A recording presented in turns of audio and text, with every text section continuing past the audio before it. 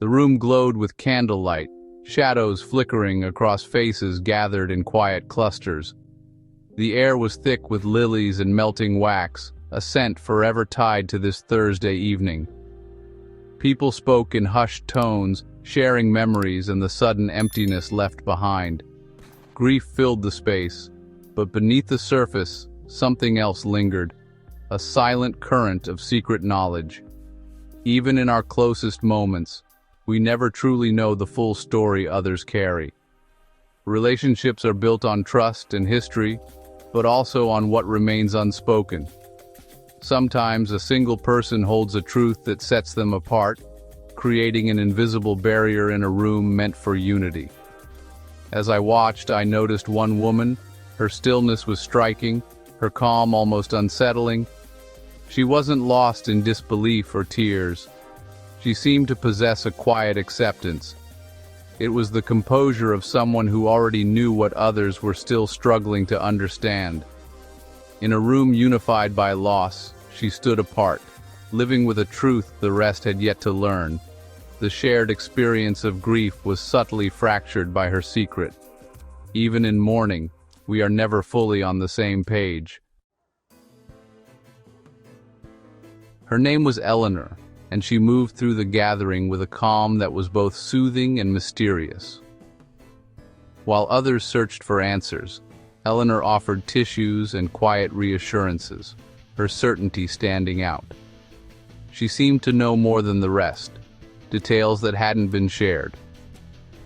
When someone asked if the death was peaceful, Eleanor nodded, her answer firm and final. Her words were not speculation, they were fact. This certainty created a subtle divide. She was on one side, the rest of us on the other. Grief is usually chaotic, filled with questions, but Eleanor was already at the end of that journey. Her calmness contrasted sharply with the raw emotions around her. The widow sobbed, the children stared in disbelief, but Eleanor carried a different burden. She wasn't just grieving. She was holding a truth that wasn't hers to share. Her role was to manage the emotional fallout, not to question. The knowledge she carried set her apart, making her both a comfort and a mystery. In a room full of mourners, Eleanor was the keeper of the official, yet secret, truth. Her presence was a quiet reminder that not all grief is shared equally. The funeral came a week after the death, but Eleanor's knowledge began much earlier. On Friday morning, she texted me, "He's gone. It was his heart." Her messages were calm, detailed, and impossibly precise for so soon after the event. "A massive cardiac event. Complications from pneumonia," she wrote. The family hadn't shared any cause of death, only a brief statement. Yet Eleanor described the timeline, the discovery, the clinical facts, as if she'd read the final report. Her information was premature, a story told out of order. It felt like reading the end of a book before anyone else had started. Most of us expect a slow reveal, but Eleanor bypassed that, delivering the whole story in private texts.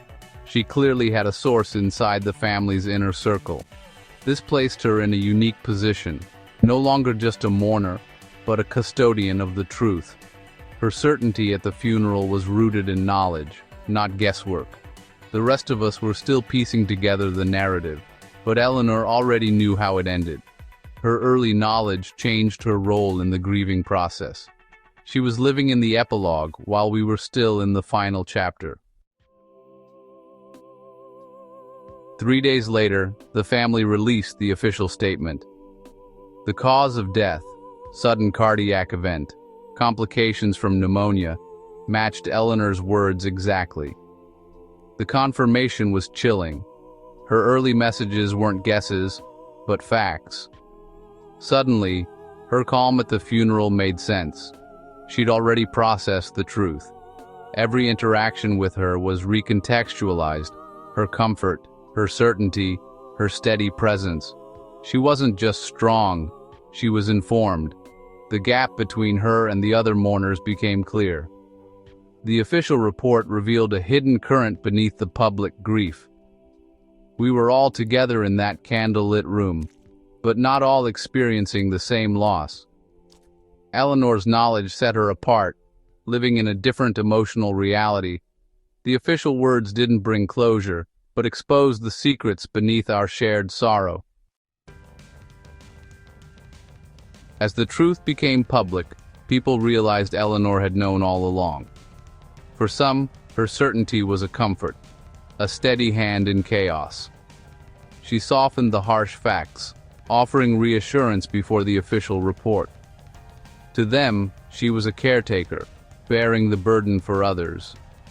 But for others, her foreknowledge felt like a breach of trust. They questioned whether the mourning was truly shared, or if Eleanor's calm was a mask. Her role as the knower created a subtle hierarchy, disrupting the unity of grief. The room's unity was shadowed by the imbalance of information. Knowing the truth from the start changes everything. Most mourners are united by uncertainty, searching for answers together. Eleanor, armed with facts, was separated from that collective experience.